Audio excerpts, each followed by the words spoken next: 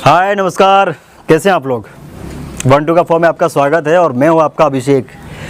आज हम बात करेंगे बिहार में चुनाव है, मैं नेता बनूंगा। ये मैं नहीं कह रहा, ये मेरा दोस्त कह रहा था। ये उन दिनों की बात है जब हम कॉलेज में पढ़ा करते थे। तो हम सारे दोस्त ना एक दिन सब लोग एक साथ बैठे थे, अपने करियर के बारे में डिस्कशन चल रहा था कि कौन क्या बनेगा, कौन किस प्रोफेशन में जाएगा, है ना।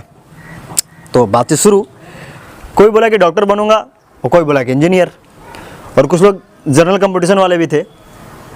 हाँ, लेकिन एक बंदा पहले हिचकिचाया, फिर मुस्कुराया, फिर बोलता है कि मैं तो नेता बनूंगा। मैं बोला क्या? मैं था हैरान, उसके बातों से सब परेशान कि नेता बनना इतना होता है क्या आसान। फिर मैंने पूछा कि नेता की योग्यता कहाँ से लाओगे और अपनी पहचान कैसे बनाओगे। तो फिर बोलता है कि मुझे सब पता है कि नेता का किन किन बातों से नाता है। हाँ, फिर बोलता है कि नेता बनने के लिए मिनिमम क्वालिफिकेशन क्या है मैं तुम्हें बताता हूँ। हाँ, मेरे से बताना शुरू करता है, आप लोग भी ज़रा ध्यान से सुनिएगा। मिनिमम क्वालिफिकेशन, पहली जमात से ऊपर पास हो या फेल, किसी न किसी केस में कम से कम एक बार तो हुई हो जेल। है ना, सही बोल रहे ना भाई। वो नेता ही कैसा जो कभी जेल ना गया हो और उसके ऊपर केस मुकदमा ना हो, तभी ना डरेंगे लोग।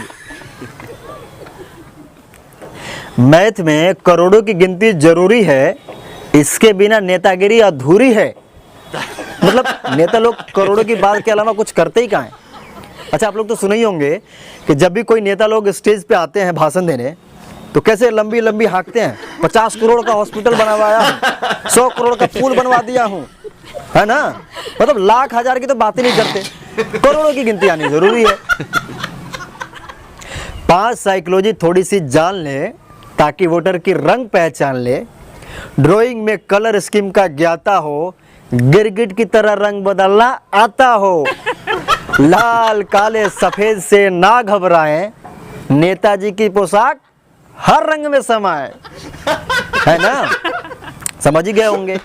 ये नेता लोग मंदिर में गए तो लाल पहन लिए, मस्जिद में गए तो हरा और टोपी, और चर्च में गए तो वाइट, और गुरुद्वारे में पगड़ी। साला समझ में नहीं आता है कि नेता लोग आदमी है कि गिरगिट है, और असल में पैदाइश किसकी है तो उन्हीं को पता है। फिर बोलता है कि बस अब भाई दादाओं के हुनर को जानना है, उसके लिए किसी डॉन को गुरु मानना है ना। ये जितने भी गुंडा डॉन होते हैं, इनका डायरेक्ट कनेक्शन नेताजी और मंत्री से होता है। कब किसको मारना है, कब किसको लूटना है, पीटना है, मर्डर करना है, ये सब नेताजी के इशारों पे तो होता है। अब हाल ही में ले लीजिए विकास दुबे, उनका कितने बड़े बड़े नेता से कनेक्शन था तो पता ही है आपको, है ना। मतलब ये नेता लोग और गुंडे कभी एक दूसरे के बगैर रह नहीं सकते। फिर मेरे कान में बोलता है, यार गुंडों से संपर्क रखना पड़ता है यार, समझा करो। फिर बोलता है कि डॉक्टर इंजीनियर बनकर मैं भूखा मर जाऊंगा, नेता बनकर ही बंगला गाड़ी विदेश जा पाऊंगा। सही तो कह रहा है। एक बार नेता बन जाओ आप, करोड़पति, गाड़ी बंगला हारने के बाद भी कमाओ, है ना। नेता बनूंगा मैं देश का, कांड करवाऊंगा बड़े बड़े, बिजली राशन पानी का घोटाला करवाऊंगा खड़े खड़े। ये तो हमारे आम बात है।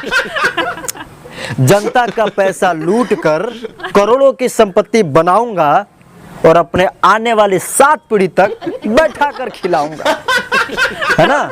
जनता को गरीबी मिटाने, उनको रोजगार दिलाने की झूठी दिलासा दिलाऊंगा, और चुनाव जीतने के बाद कभी शकल भी ना दिखाऊंगा। है ना सच्चाई। नेताजी तो केवल चुनाव के ही समय नजर आते हैं, बाकी समय निकलेंगे तो एसी से काले नहीं हो जाएंगे, है ना।